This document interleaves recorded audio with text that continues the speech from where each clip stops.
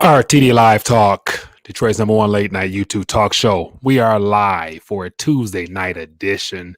Excited to be back. Looking forward to connecting and finding out what's on your radar. And so it's been a minute since we've done a live stream, but excited to be back. Switching up some things on my back end here. So trying to juggle the schedule around as best I can. But other than that, hope everyone is doing well. Want to make sure I welcome and acknowledge any new viewers as well as the returning viewers. Feel free to let me know where you're watching from via the chat. And then when the phone lines open up at 313-462-0027, I would love to hear your voice and find out what's going on with you guys. So couple articles here worth touching on. I'll scan through the headlines, share my 2 cents on some things, and then get your guys' thoughts on what's going on. But before I dive into that, let me acknowledge a couple people first. We got Jay in the building. We got Roger Rose. We got Yaya, if I'm not mistaken, Price. If I'm probably butchering that, forgive me. We got a lot in the building. Appreciate you for the super sticker as well. Thank you. What else we got? DC Precise, Mr. Nitty. We got Robert in the building. Elias Jones, an alternative. What else we got? CT Sachs 64. We got YouTube Man. We got Jay, Bitcoin Phoenix, Midnight Green, Divine Taste Cooking. Appreciate you, Keenan Haywood. How you doing? China is bubbly. China is bubbly. The contagion is spreading. Keenan, that's the thing. Like, I'm sure you're not surprised. Nobody here should be surprised either. And it's interesting. I got an article here about how the mainstream narrative from the U.S., how they're trying to spin it and make it seem like what's over there can really spill over and interrupt what's happening here. Not really even mention the fact that we got our own set of problems that is also on the verge of being very problematic. But let me just dive in real quick, man. So I got a couple articles here, but from the little short that was done earlier, it's really been bugging me. And then within the last hour, Michael Saylor's come out with another little tweet. And so it's like this guy, he's okay. Put like this. He's as I said earlier, he's a wolf in sheep's clothing. He's definitely I hate using the word deep state, but he's the epitome of what would be considered a big brother puppet, deep state puppet, or however you want to label it.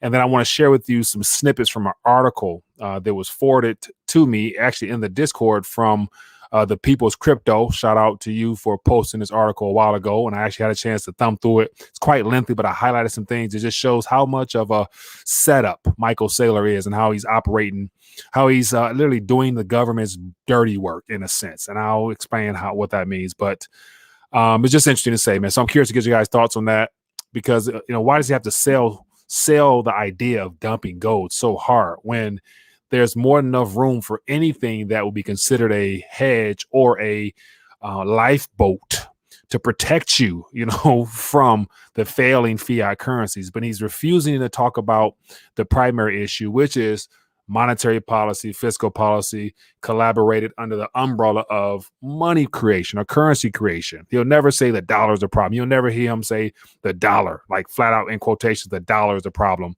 And until we get rid of that, the world's never, you'll never be safe. And so, speaking of which, I want to really share some thoughts with you real quick. I'm gonna jump right into it. Let me put my screen up here. Give me 1 second here. And so here is a tweet I did earlier from Michael Saylor. Says, if you believe in sound money, you need to sell your gold and buy Bitcoin.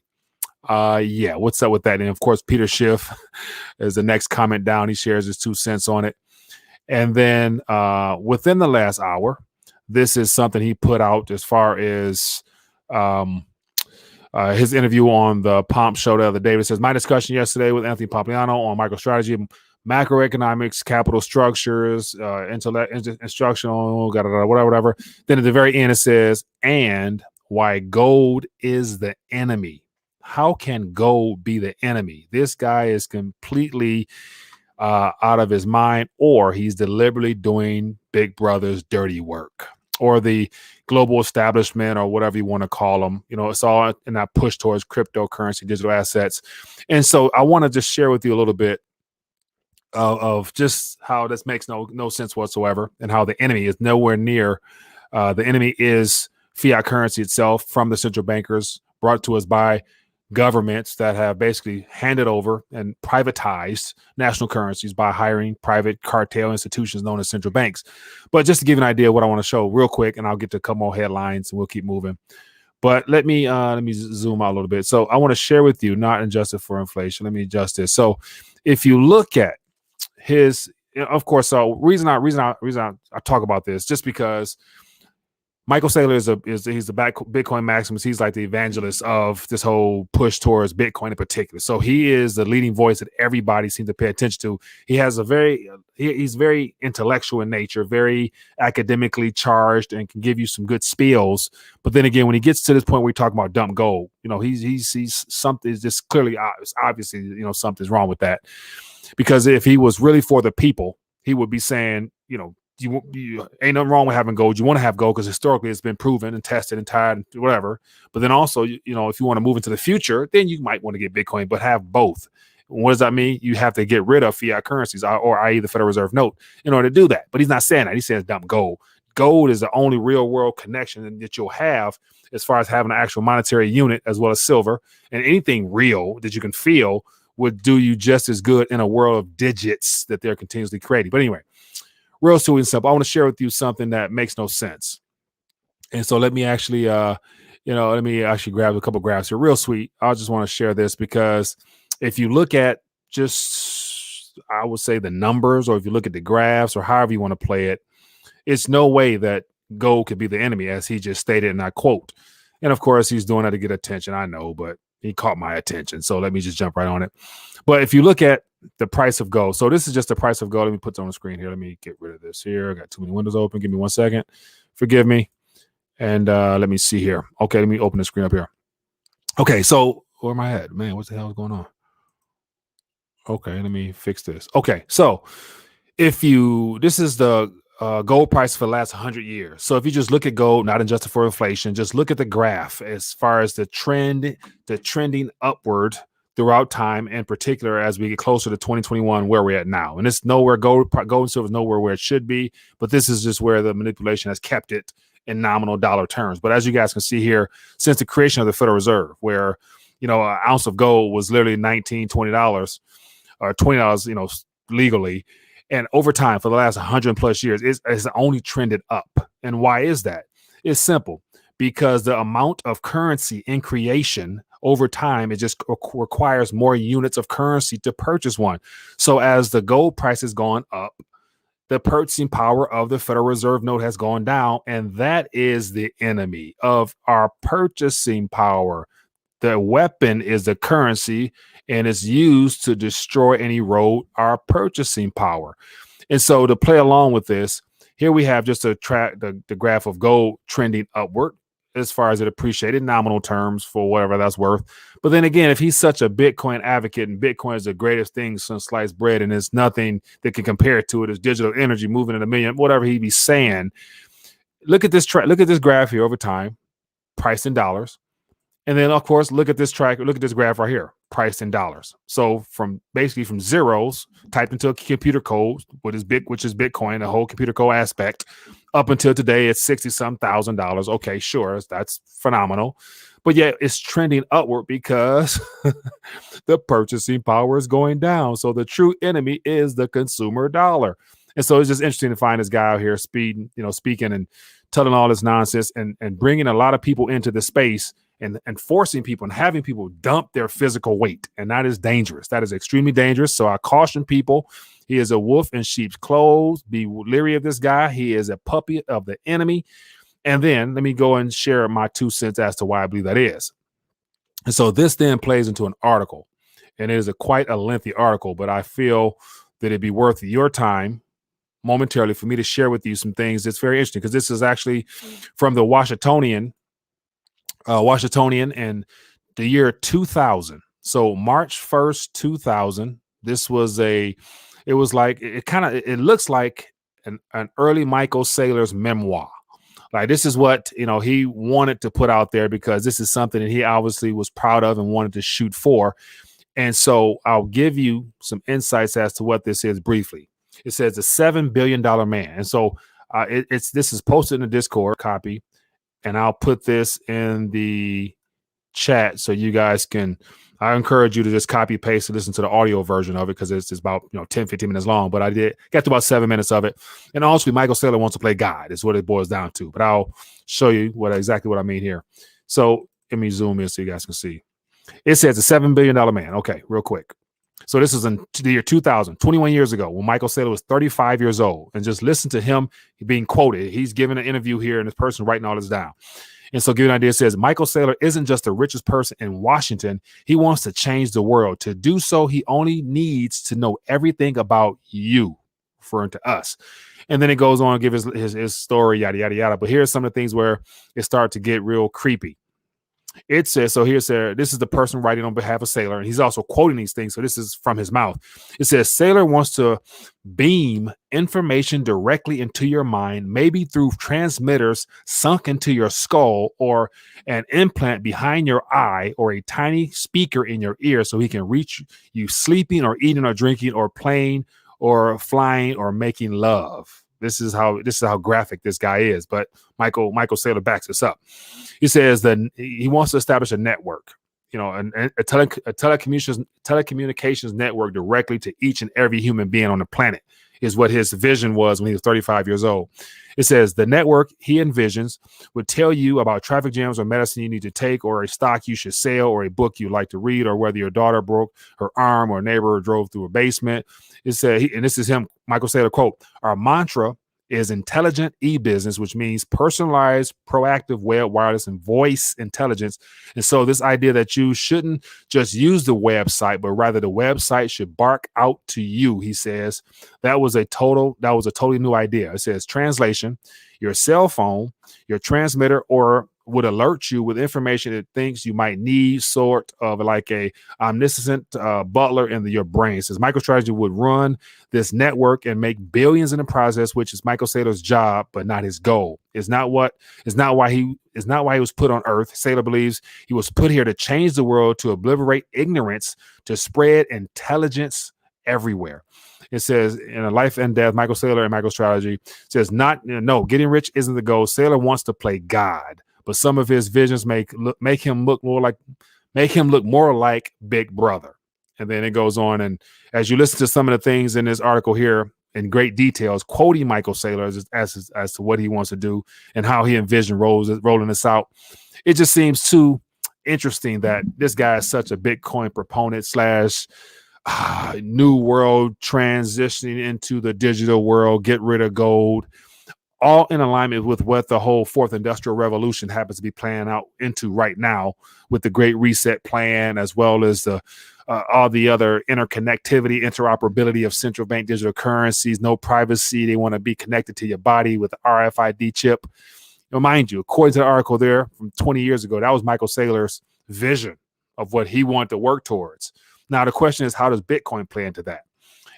The fact that he's out here telling people to dump gold. At the same time, the entire mainstream narrative is that gold is old, don't touch it, while also under the radar, all the central banks are still accumulating it. Michael Saylor telling people to dump gold and get Bitcoin. So why would he be telling you the true case if he really cared about you or us, the people? He's a billionaire. Billionaires don't care about regular people on average. Not too many billionaires actually show that they care for the average person. And speaking of which, I'm ranting a little bit, and I'll dive into some more articles. But for those who might be in the entertainment realm, had a chance to watch Kanye West's interview over the weekend. It was trending, but he has $9 billion net worth now, and the fact that the way he was talking, the things he's done to disrupt the mainstream narrative, shows me that he might be one of the people that would be interested in actually helping out his fellow man. So, but also he's giving out funds and creating schools and doing all types of things. So just something worth thinking about. But anyway, I can go on and on, but I'm not. I encourage you guys, if you're interested, read the article for yourself. You'll find out some things about Mike Saylor that I'm sure a lot of the Bitcoin people who interview him have no clue about, as to what his real true ambitions is and how he wants to take over the world and play God. It just so happens that I think he's literally working with the governing establishment, Big Brother, NSA, World Economic, for all those individuals to pump this agenda. And they're probably allowing him to accumulate all these so that he will be in a very favorable position nominally, because he could literally be the richest he probably would be one of the richer people on the planet if they allow him to be that way moving forward, which will allow him to work towards his dream of, chipping and connecting everybody and reading your thoughts when you sleep. So a part of his software company, I would assume he's probably working on some things, if not already out there providing for government as well. So okay, so yeah, I'm ranting too much, but forgive me. But anyway, for those that are still tuning in, appreciate you guys for hanging out with me. Throw some topics out in the chat. I'll jump on them real quick. And then also for those that are plugged in, I want to make sure I give you guys a chance to, let your voice be heard in a different way. So as you guys can see here, I got, a Purchasing Power Matters shirt. And so this is from a community page that I'm looking to start. And so for those that are interested, and this is where you have a chance to let your voice be heard, as well as let it be heard on video. So what I'm looking to do is basically provide people a chance to support the channel, as well as include yourself via video. So let me share with you something real quick, and then we'll get into some more articles. But here we got purchasingpowermatters.co. And so ultimately, everything I'm talking about now is about gold, Bitcoin. It's all about purchasing power. He's making it seem like the enemy's gold is not. Silver and gold is probably should be your best financial friends. And you speculate and everything else and gamble with everything else in the meantime. But if you guys are interested, I put articles up here. And then also, this is what I'm talking about here. If you guys are interested and you want to support the channel, you can have a chance to, purchase one of the shirts and then send me a video. Send me a video and I'll put it on the Purchasing Power Matters YouTube channel. And I circulate it throughout the web. And it'd be a great way to, to let the audience know what and why purchasing power matters to you. So far, we got a lot of great, interesting responses up here of people sharing why purchasing power matters to them. So if you're interested in doing so, I'll include a link in after this, but purchasingpowermatters.co is where you can go and get a shirt and just, shoot a 2-minute, 3-minute video. Let me know what purchasing power means to you. Okay. So I did enough ranting for now. Let me I want to thumb through some headlines real quick. Let me just thumb through some headlines, if you don't mind. Some things that caught my attention as well. Of course, I can't talk about this. So here we have something worthwhile. More crypto news. Says cash is in, fraud out. Says criminals target Bitcoin ATMs as crypto popularity surges. So they're basically saying that Bitcoin ATMs is popping up everywhere. People are using this for money laundering, drug smuggling, and all types of stuff. So too interesting. Couldn't let that go. Then here's another one. Massive student debt loads are preventing 39% of teachers, firefighters, and other public servants from saving for retirement. And this is, of course, completely false. Student debt is an issue, but yet it's not the only reason, it's not the primary reason. It's just because the American dream concept was sold to people saying that you have to go to school to get a good job, to then provide for yourself. And then once you pay off your debt, once you pay taxes, then you'll have some crumbs set aside for retirement. They didn't mention that you can't retire when we're in a negative environment and bank accounts are paying 0.06%. So it doesn't really pay to save either in fiat currency. So I just thought that headline was interesting because they're trying to make it seem like, it's because of student debt. But no, it's central bankers' fault. It's all central bankers and how they hijacked our government. But yeah, it was entertaining. Household debt total passes 15 trillion. This is not going to end well, people. 15 trillion for the first time. Now, for all these households that are overly indebted, it all has been brought about with basically being able to finance your entire lifestyle via credit cards and just consumption itself. When that stops, then what happens? Majority of people don't own nothing really. And so what they think they own, they more than likely will lose if they can't meet the debt obligations. So that plays into more of the idea of you'll own nothing to be happy with it, because most people will lose it just through the mere fact they can't afford to maintain it and keep it. So it's unfortunate, but that's where we're at. This is the world they brought us up in. Wholesale prices rose 8.6% year over year in October, tied to the highest ever. Prices for the wholesale. So those prices there are a much more realistic partial indicator of what the consumer price increase might look like, but it's going to be passed on to you and I at the shelves, at the stores in a time being until they realize most people can't afford it and they have to come down on prices. Therefore, more businesses going out of business, as well as more people being laid off, and the downward spiral that happens once prices are rejected. So interesting. But yet it looks like Brainerd interviewed at White House for the Fed chair position. So Powell might have some competition because Powell, i.e., brought in under Trump. He's a Republican, and so he's not too accommodative in regards to what they're trying to pull off. So they need someone that's more banker friendly / Build Back Better friendly. And so Brandon will be the ideal person. She's about cutting on the spigot and basically flooding the economy with as much currency as possible. So we'll see how that plays out. But she might be brought in. Therefore, it's about to really take off. Everything's going to take off. And then here's another one here. U.S. Fed warns China property sector stress could pose risk to the American economy. American economy is already in trouble, buddy. I'm not sure what recovery they want to sell us, but the China property situation definitely is of concern, and it has already spilled into other regions, i.e. all the hedge funds that's not being compensated right now, as those real estate investors no longer are able to meet their debt obligations. And of course, a lot of those hedge funds are centered here. And so when they can't be paid, therefore, people who invest their funds in their accounts also will have issues. And then they'll start having to unload all the real estate that they purchased throughout the years. Because, of course, a lot of Chinese investment firms own a lot of real estate over here. Now, when it's come time to having to make do those bills, what are you going to do? You got to sell some stuff. So there's going to be a massive amount of houses and real estate investments on this side of the water sold as well, escalating that bubble a lot further. So anyway, that's my little 2 cents there, my little rant there. But I had to get all that out just to show you what's going on, and of course, spin the mainstream narrative to tell you what's really happening. But interesting times, people. Interesting times, but exciting if you know what's going on and you've made some preparations as best as you can ahead of time. Anyway, let's keep moving. Okay, so let me get to some questions here. Philman, appreciate you, man. Says, when you think Powell will increase interest rates? Philman, other than talking the talk, they can't walk the walk, unfortunately. So they're going to continue to try to talk about needing to, pump up rates. Apparently June is a time frame where they're going to be done tapering, supposedly. And I don't think they'll make it to that point. Something will come up between now and then that will force them to have to reverse course. So I don't really see them being able to increase interest rates. And if they do, it's not going to be the typical quarter of a point. It's going to be something very minor, like a tenth of a single point, just to show that they did do something. But it won't be a quarter. And it won't be, half a point or full point. It will not. They can't afford that, because what does that do? It makes it harder for Uncle Sam. And Uncle Sam is already on life support. So there's nothing they can do about that. So it sounds good in normal times. If we wasn't at the end of this current monetary debt Ponzi scheme cycle, they probably could get some more lifeline out the system, but I don't think they can.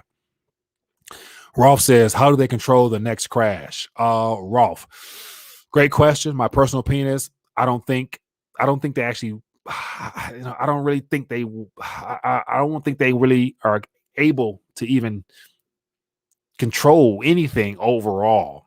They're trying to paint the narrative that they have this figured out. But mind you, we are living in the greatest monetary experiment in human history by far. Like the amount of debasement of currency that's going on now, it pales. It surpasses rather what happened to the Romans and the Weimar Republic and all those other hyperinflationary periods. Because the whole idea with Rome, that was a 100-year, 200-year amount of coin clipping that led to debasement. Everything we're experiencing right now is a fiat currency. Government has been hijacked by private entities around the world type of ordeal, which is coming to an end after 100 years of having completely robbed and drained humanity to the point where the whole narrative of you own nothing to be happy with it. That's what they want. Like this is not about, I don't think this is really about the crash. I think this is about ultimate control. The Federal Reserve will be in a position, because they are the overseers of our monetary system. They'll be able to own all real estate, i.e. through mortgage-backed securities. They're going to end up eventually, this next correction or crash, whatever it's called, they're going to go directly into the stock markets and buying up real companies. They're going to buy up everything, similar to what Japan is doing, because Japan's central bank owns pretty much all of their equity markets over there. And then what else? And to cap it all off, they're going to also have direct access to our lives via the CBDC process, which will incorporate every single aspect of our lives, similar to what I just talked about, what Michael Saylor wants to do. So for those just jumping in, I was, trying to share some information about Michael Saylor and how, he's a Big Brother operative, and how his vision for his future was to enslave humanity in a sense. But he's trying to paint it real good right in his picture here. But so that's my 2 cents, man. I don't think they can control it, and neither do I think they want to control it. They want this thing to go under, because most people don't really own anything, and they're gonna call themselves trying to take away what you do own, to where you'll only be able to come to them begging and crawling for your life substance. So they want to play God. That is a sick and twisted aspect of all this. That is the enemy himself in his, I guess, and that sounds kind of giving him too much props. I was gonna say in his glory, trying to put government as God. And so, yeah, that's, it's sick and twisted. It's sad, but that's just what these sick and twisted people, in my opinion, want to try to do. What else? I'll keep moving. Okay, so I see more. I'm opening the phone lines real quick. Question says, how much longer before the government can't pay for Section 8 food stamps and welfare? Philman, great question there, man. Some great questions. So in my opinion, I think that's not a time thing. I think they can always meet those obligations. Like, Alan Greenspan said during a committee hearing, 2 decades ago, the government can always meet their obligations, talking about Social Security or whatever. But the question is, what can you buy with it? And so they can always send out something. They can always send out currency towards, the landlord who owns the Section 8 property. It's just a matter whether or not he's going to take it, because if it's of no use to him and it can't sustain that property, it's no longer profitable for him, he's going to either let it go, walk away from it, and just say to hell with that. I'm no longer, dependent upon the government. Food stamps, that's just a matter of putting currency on a card monthly. And then once again, you take that card, you go to the store. Now the question is, what's on the shelves? You know what I'm saying? So if you get, was it $100, $200 a month or whatever on a card, right now you probably can get maybe, 20, 30 items. If stuff hits the fan, you might be able to get 5. So once again, what good would the card be? So it's not a matter of when, it's just a matter of what can it purchase. And that's what this is all about. Purchasing power. I think this right here is our biggest. So let me give you a better angle here.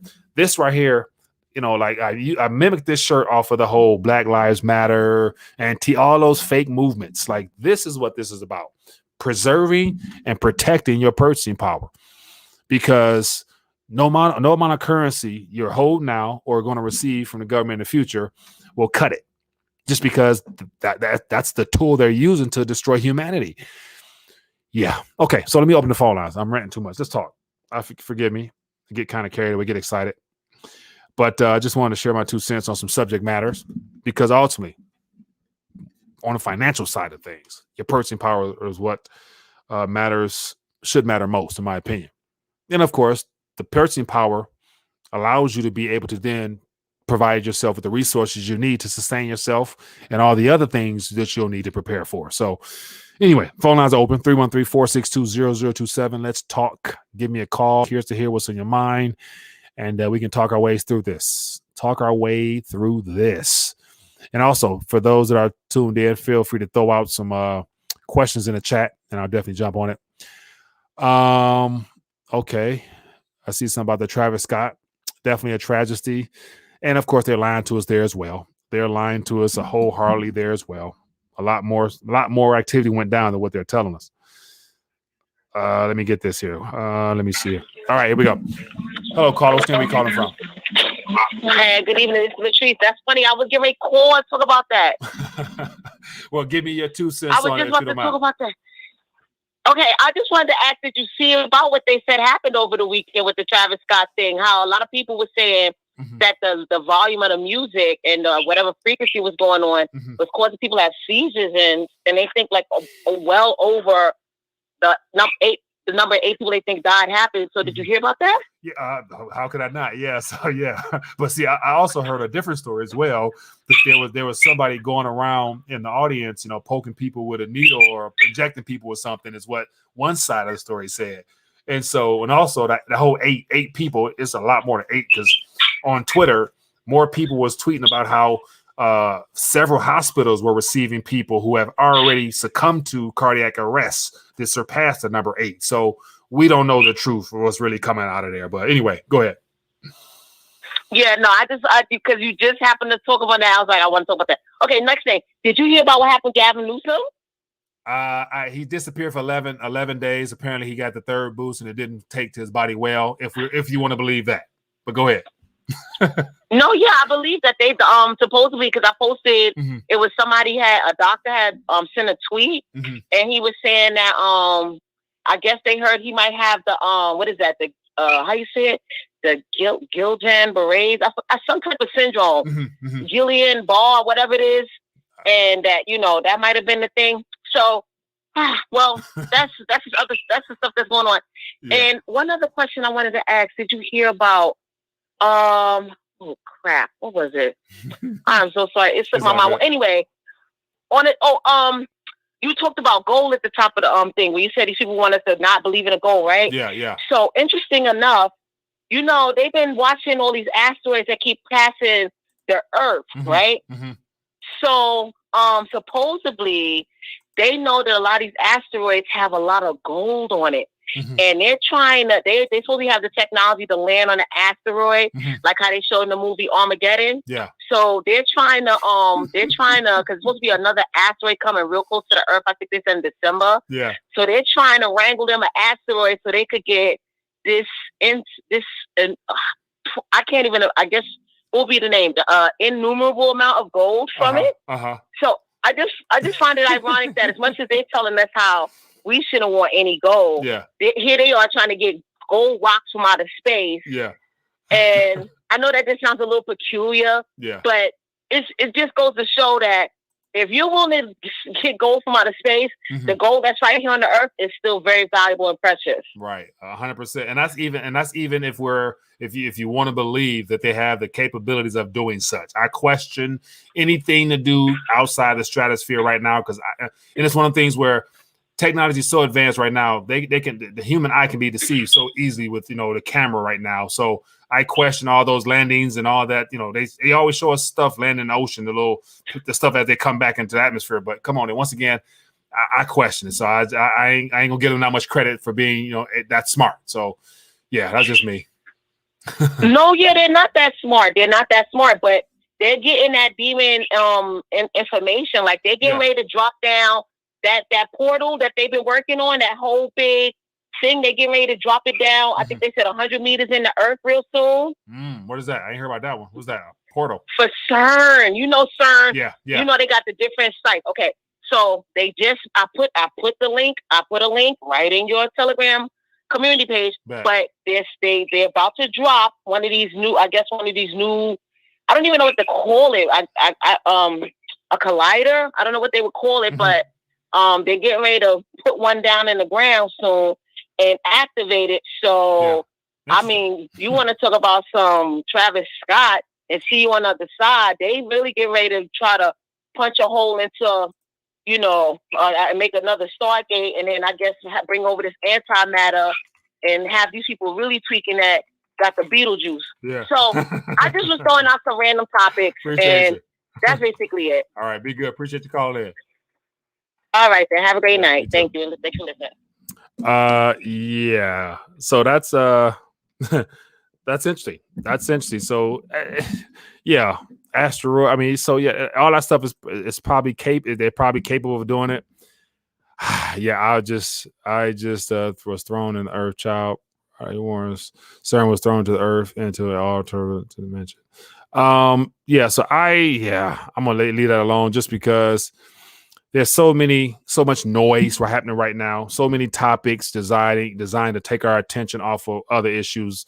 One of the primary issues that really, is on the forefront of my mind up here is the medical tyranny taking place now, where slowly but surely, the walls are being pushed in as far as what we're supposedly able to do or not able to do. And just one article trending right now talks about, the White House says, never mind the subpoena order from the courts about, pushing the mandates. It's like, huh? Like, since when does the White House, like, even if you think he really in there, when does the White House have more say so than the courts? Like, when, and so especially when in my personal opinion, there is no true. I really don't think the Biden administration is actually in the position of presidency right now in this country.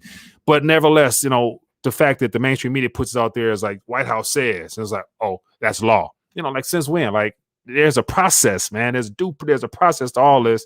And to my knowledge, last time I heard, Congress is the one that was supposed to be really, handing down stuff to have signed. But I think over the last 3 presidencies, executive orders, like the power of a pen was heavily abused by Obama, definitely Trump, and now Biden trying to, this is a crap show, if I can say it. To be honest with you guys. All right, let's talk. Hello, caller. Where we calling from? Yeah, Mike, Steve, Prima Region 9. Steve, how you doing, my friend? What's going on with you? Good. You're right on point tonight with your intro, etc. All of this stuff, orchestrated, etc., down to the T. Yeah. So you're on it. You're on it. It's just incredible.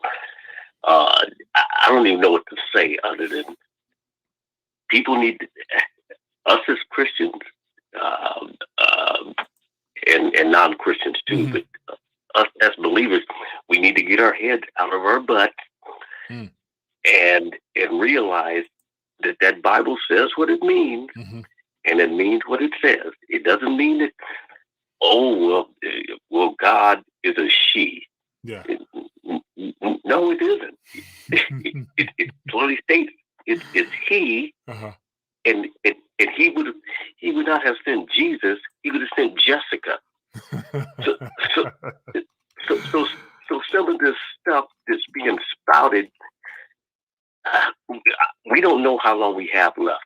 Right. And I see I hear the urgency in your commentaries, etc. And you're absolutely correct. We don't know how much time we have left. We need to get this right, and we need to get as many souls as we can for Jesus. Yeah. But and that being said, if you take a look at that there's a Netflix series called Black Mirror. Black Mirror. Okay. Black Mirror. Yeah. I send it to you on email. It's one of those series on Netflix that talks about what can go wrong with technology if it's in the wrong hands. Yeah.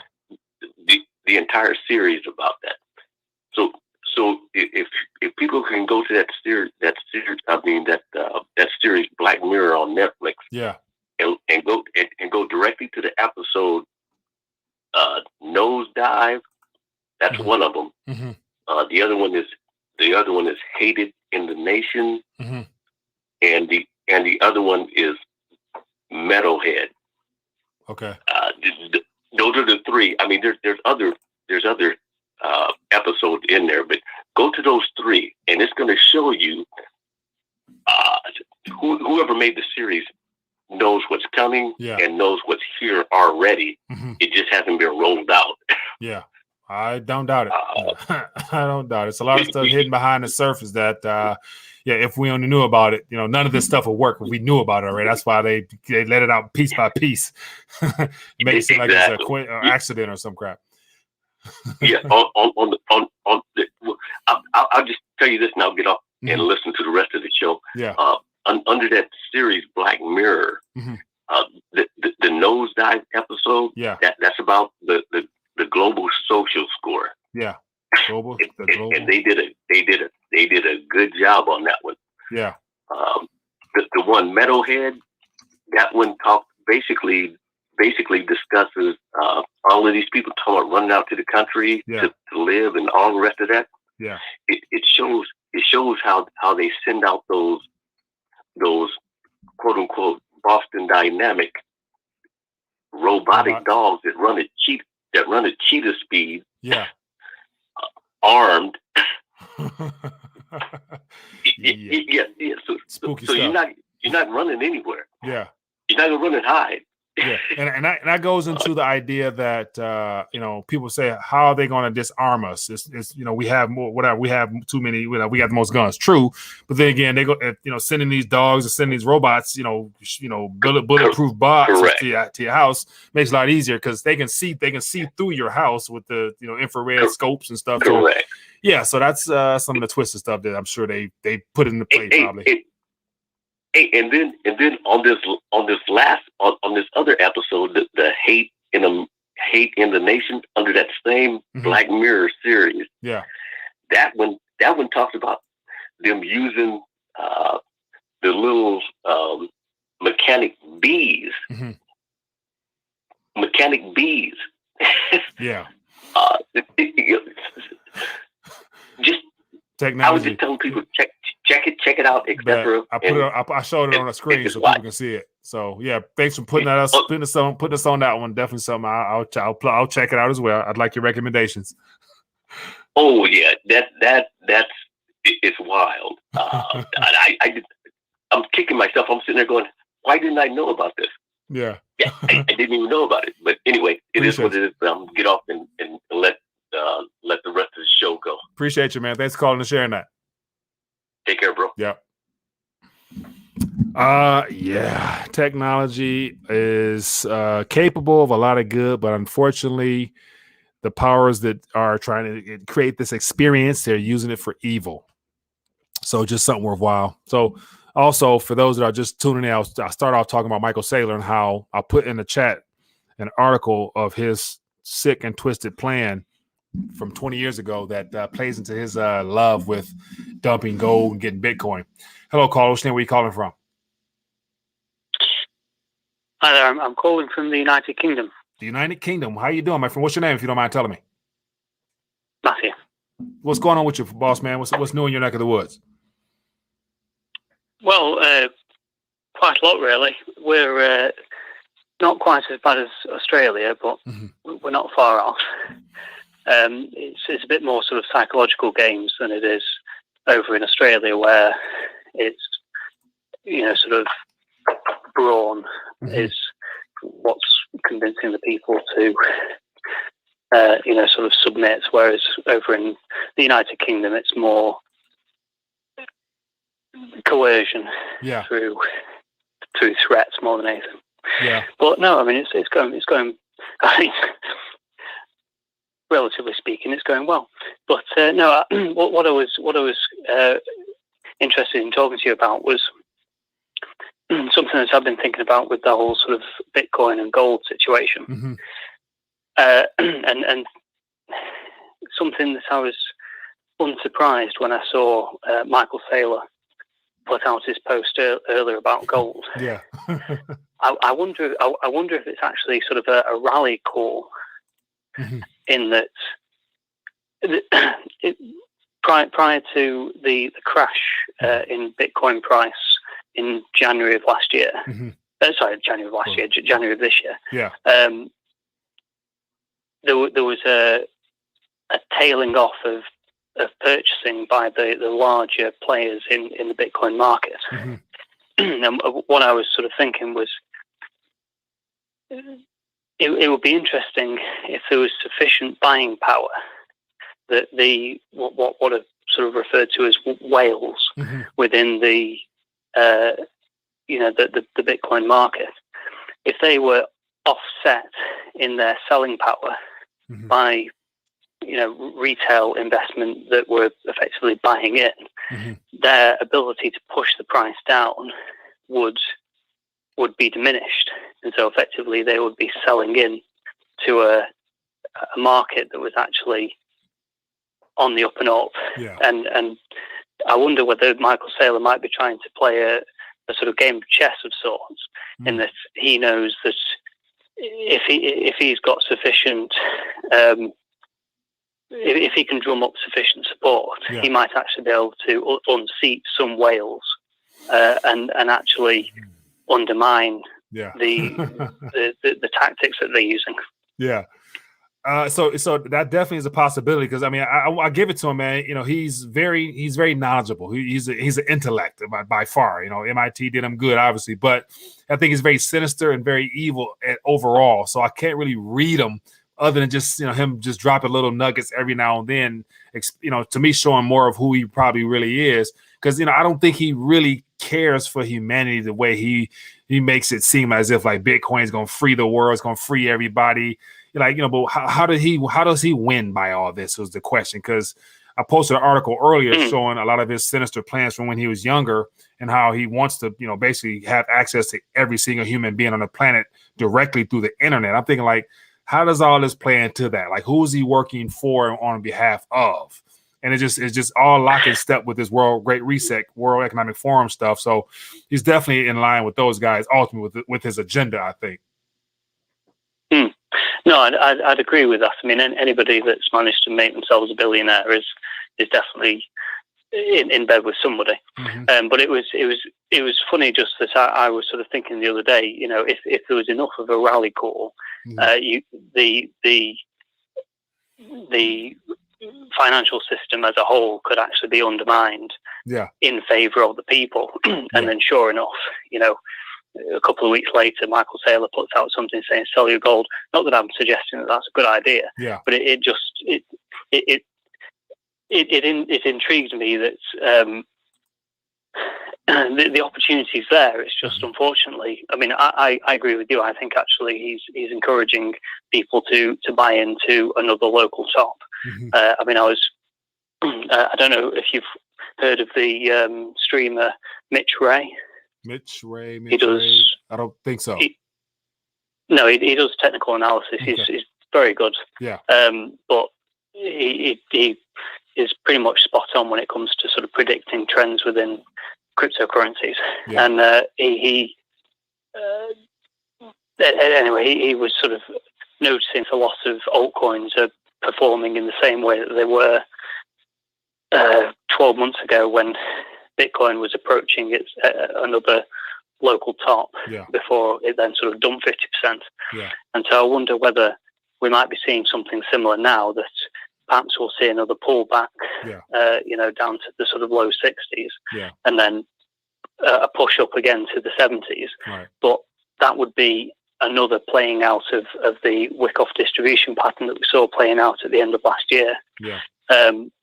If that's the case, we're just seeing a manipulation of the markets by the big players. Definitely. But the unfortunate thing is, which I would say, which I would always lean towards first before I think this is just a free floating market that's being controlled by retail investors, just who happen to be pumping. They're trying to, get everybody in to pump their bags up. So, but no matter what, I think ultimately, whether it's a correction now, pullback now, because until the central banks are done, Bitcoin, gold, and everything else is going to eventually, go to the moon, like people say. But then again, it's going to be a matter of what can you purchase when you look to either get out or use it or borrow against it or whatever.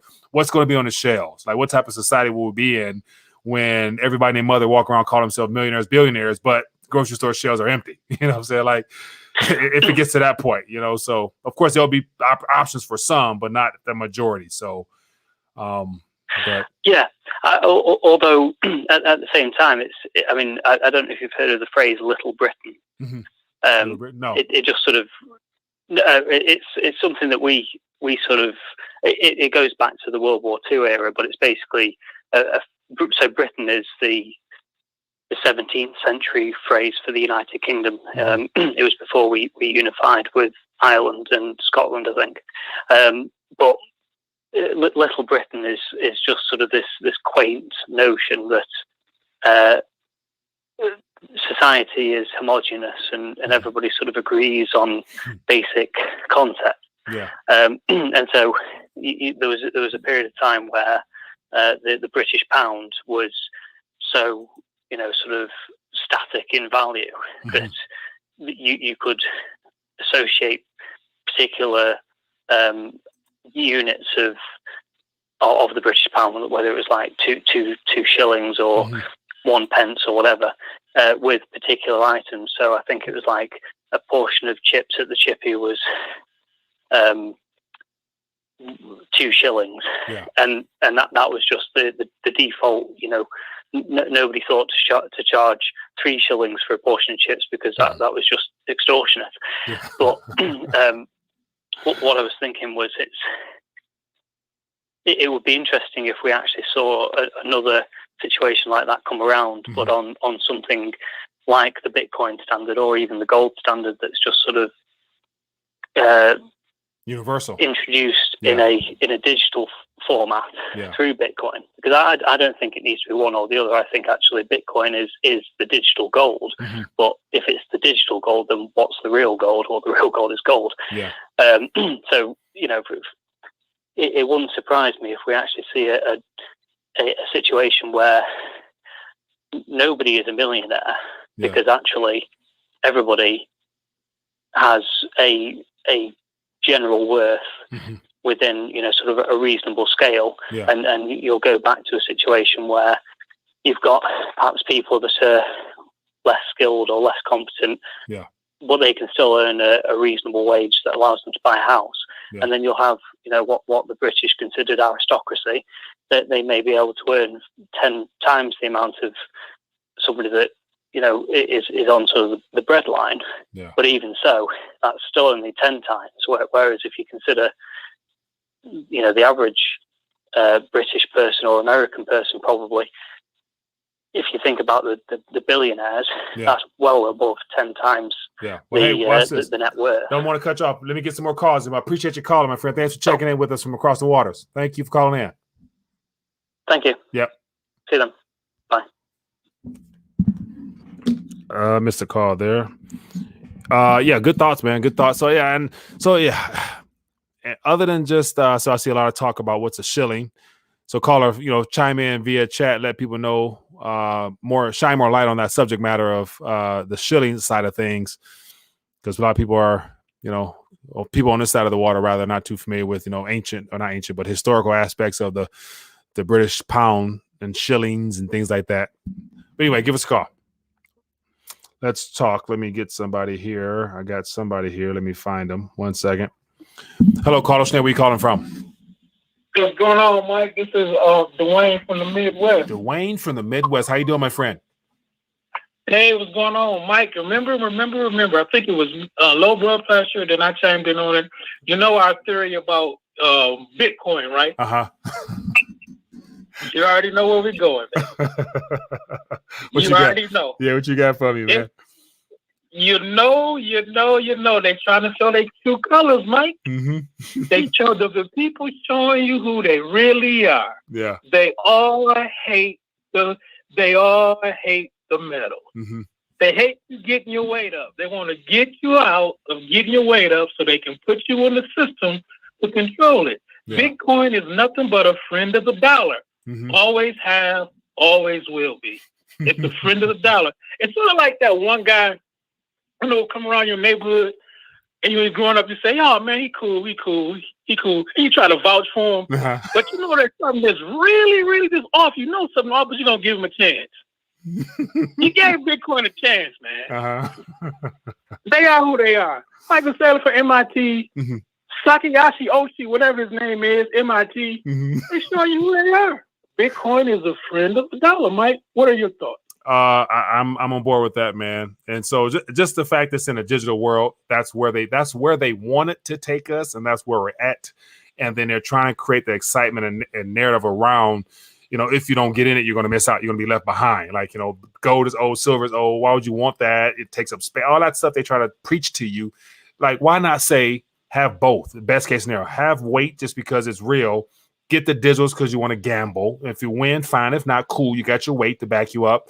But the problem is the fiat currencies. Why not preaching the fiat currencies, central banks, and governments? It's all about metals. So that's, to me, is a bunch of hogwash. But it's entertaining if you can see through it, I think. Because, most people who are awake and aware are definitely not going to fall for it. But anyway, but the majority, the younger generation especially, they're being steered away from metals, and so they're going to be all in digits. And therefore, if they win, if they lose, they're going to lose big. But Mike, it goes back to what they said. They always hate for the people have choose money.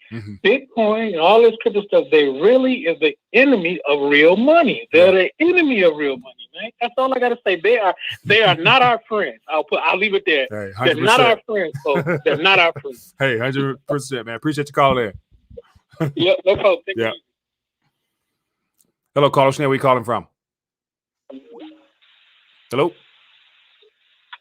Hello. Hey there. How you doing? What's your name? Where you calling from? It's Joe from PA. How you doing? Joe from PA. Doing good, my man. What's on your mind tonight? I just wanted to know, I've been hearing about Tether as far as it bringing down, well, one of the ways it can bring down crypto. So it's a two-part question. One, like, what is your take on Tether? What are you hearing about it?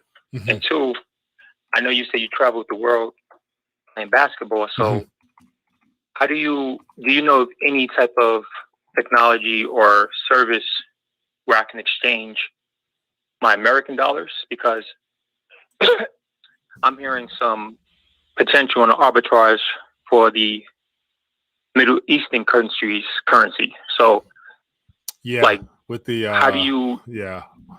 So okay. Yeah, like, so. Go ahead. I'm sorry. Do you have any type of, like, do you have an app or do you have any type of service? Like, when I was a kid, I think I was able to go into Macy's on 34th Street, and I think I was able to switch currencies. Like, I did it as a kid just for fun, just to play with money. But, like, I remember they had a teller at the desk, and if you had another currency, then they can switch it out for you. I don't know if that's available anymore. So I'm just, in other words, to make a long story short, two things. What's good with Tether? And the second thing is, I want to get into the Iraqi dinar, I think it is. Or if it's not the Iraqi dinar, then the Vietnam dong. Yeah. So those two currencies, I've heard they're going to overvalue, and it's going to be a good flip. So if you know any ways on how I can do that, or anybody else, they can put it in the chat. Or if they're watching this after the show, they can put it in the comments. But I'm trying to get some dong, and I'm trying to get some dinari, or dinar, whatever it's pronounced. Yeah. And what's good with Tether? Okay. I share my thoughts. Appreciate you, man. All right, peace. Yeah.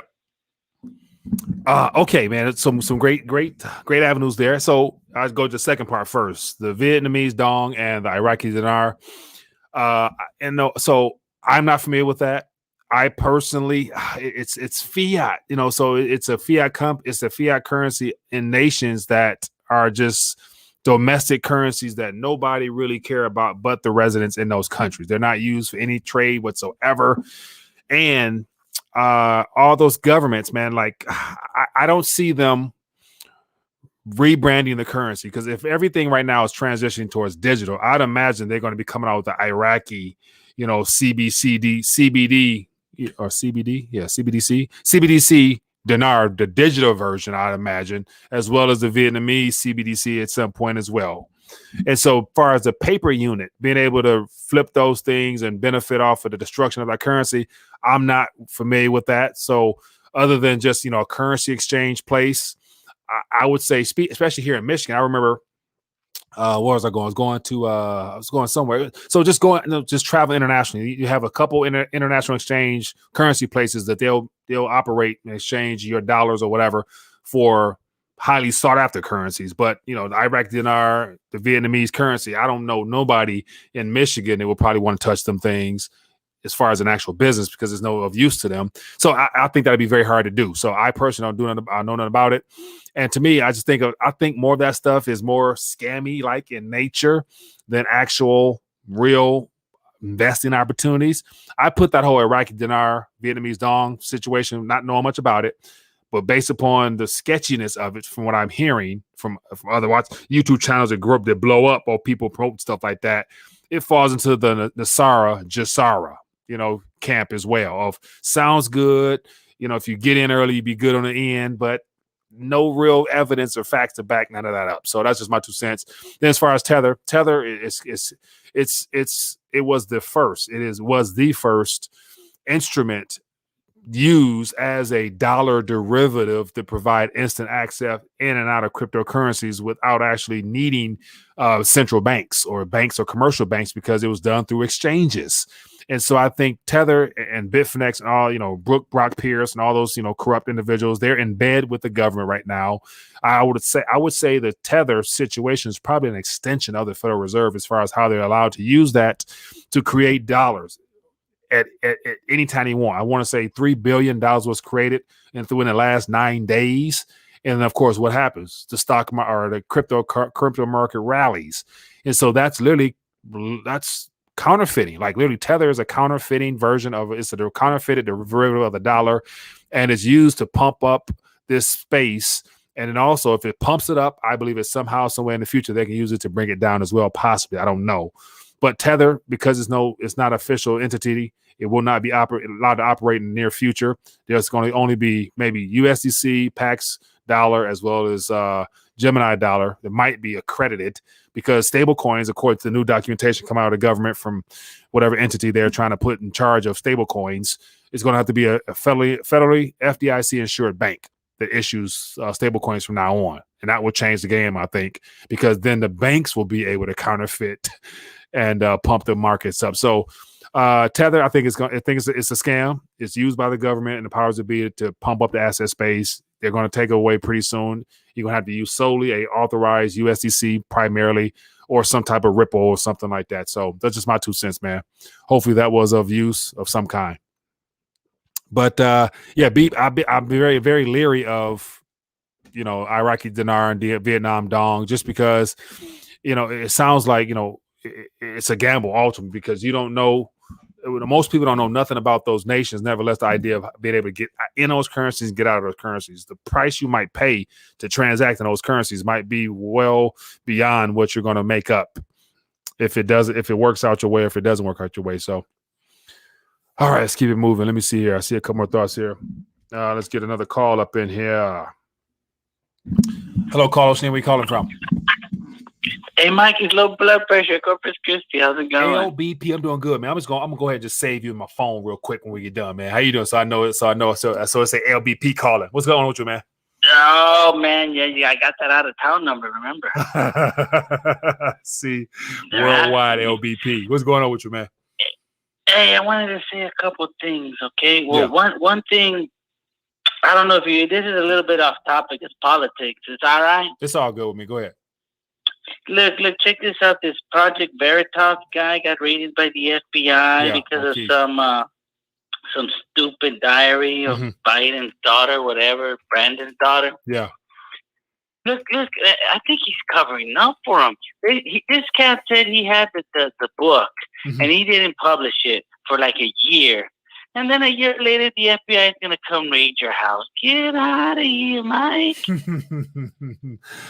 I have my suspicions about Project Veritas, because if they are so informative and disruptive and shining light on the criminality of the pharmaceutical industry, how come their YouTube channel is still up?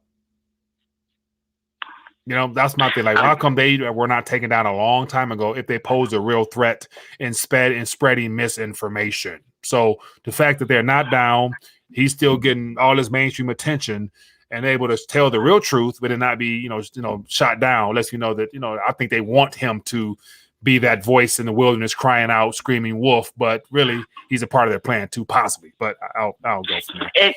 Then he was there with his lawyer talking about they took my phones and all my contacts.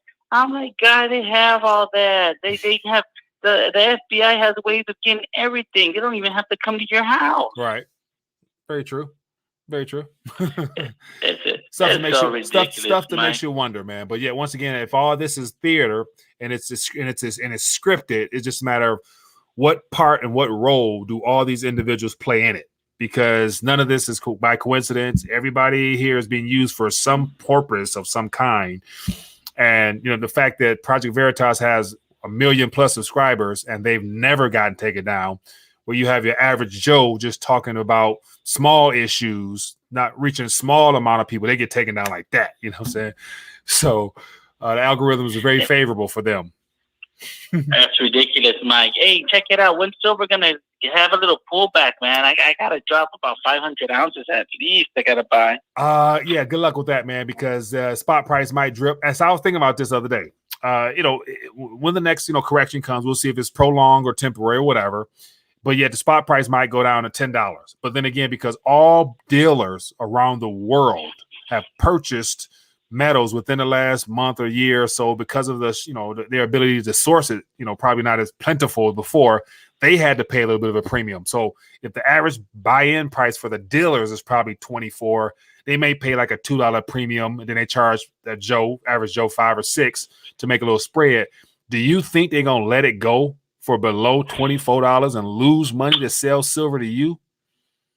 You know what? I'm gonna go get I'm gonna go get a COMEX contract. I think I could put 3 credit cards together. I'm gonna go get me a COMEX contract. To see what Try to get you $1,000 bar, huh? At least 5 of them. Yeah, but no, that's a good thought, because if all these dealers are screaming about, metals are not as plentiful, you can't get what you want, you gotta get what you can get. They're paying a premium for it. You think they're gonna let it go for less than what they pay for it and take a loss? And they're supposed to be a business. That's what I'm thinking. Like the premium is going to go up. So the market's dip. Expect the premiums to go up because more people going to start going to stores thinking they're going to get it for that dip price, and they're going to find out it's going to be a little bit more. So that's just my 2 cents. We'll be at the same price than what you're saying. Yeah, at a bare minimum, because they're not going to lose money. What type of business will literally lose money to help people get their weight up? And they lose money. Yeah. So another thing about this COMEX real quick, then I'll hang up. Yeah, when you buy a COMEX contract, there's a person on the other end selling it. You know the person who sells the contract?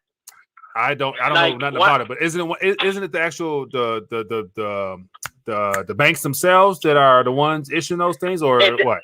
It depends whoever sells it. Like I could buy a COMEX contract or I could sell a COMEX contract. It's up to me. But if I sell one, I got to be able to deliver, Yeah.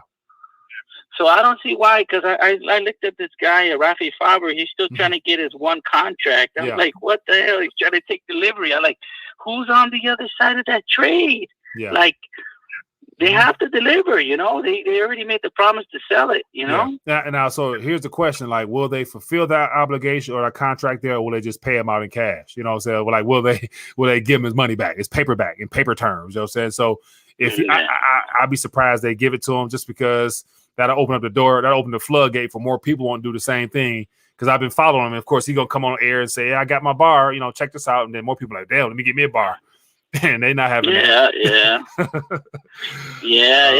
crazy. I know, and they're also saying that there's a guy undercover right now that's buying up all the SLV and taking delivery on the down low. Hey, more power to them. Get it while you can, because once they pull it off, once they pull the cord to all this, man, like ain't nothing gonna make sense, and ain't gonna be no real way to discover the price of much of anything nowadays, man. Yeah, I can't wait, Mike. All right, have a good night, you, man. You too. All right, bye. Yeah, good stuff, man. Good stuff. All right, so let's get ready to pull back, man. Dial back as always. Appreciate everybody for hanging out with me, man, and sharing your 2 cents in the chat as well as the phone calls. It's always good to connect and hear from people directly. And so, as I mentioned before, on my end, trying to shuffle the schedule, whatnot. So I'm gonna be hit or miss every now and then, but I'll get to you guys as best I can when I can. But anyway, as I mentioned, for those that are still plugged in. We talked a lot about Michael Saylor, how he's a puppet for Deep State. He's an operative, and I encourage you, if you have time, to check out the article. It's in a Discord page, but also it's here as well, where it talks. This is from 20 years ago. It was an interview that Michael Saylor gave to a reporter 20 years ago, where he revealed his plans for humanity by connecting people to the internet directly. And and everybody and him and his company, MicroStrategy, having direct access to all of our thoughts. That's what he wants to do. So how does that play into Bitcoin?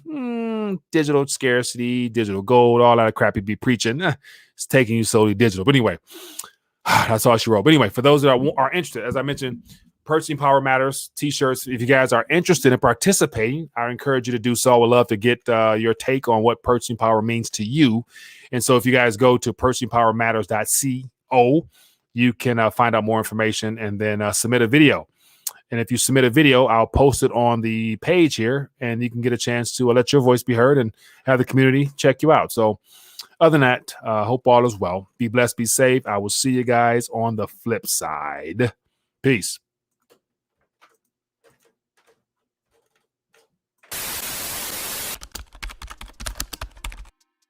Visit Rethinking the Dollar throughout the day, your place for news on metals, gold, crypto, you name it. Scroll down to the bottom and you'll get a chance to see the daily videos, the recommended videos, and more importantly, the 5 reasons to unplug from the monetary matrix, with the first one being the awakening period. Step number 1, test your dollar IQ. 10 simple questions, average is 60%. Follow up with the alternative perspective with the monetary reports. Consider becoming a supporter of the Rethinking the Dollar platform via Patreon. Get a chance to hang out off air as well as additional information that can't be discussed on YouTube. Any support is helpful. With the crackdown on alternative media, the best thing to do is connect off air. Scroll down to the very bottom. You can find Rethinking the Dollar on Telegram, audio, Facebook, Twitter, Parler, you name it. The most important ones will be the email list where you can get notified weekly, the Discord page, and make sure you connect on Telegram. And last, don't forget to visit the RTD store where you can get merchandise as well as additional information and resources. And most importantly, scroll down to the bottom and get your weight up with all the limited edition rounds only available on the RTD store.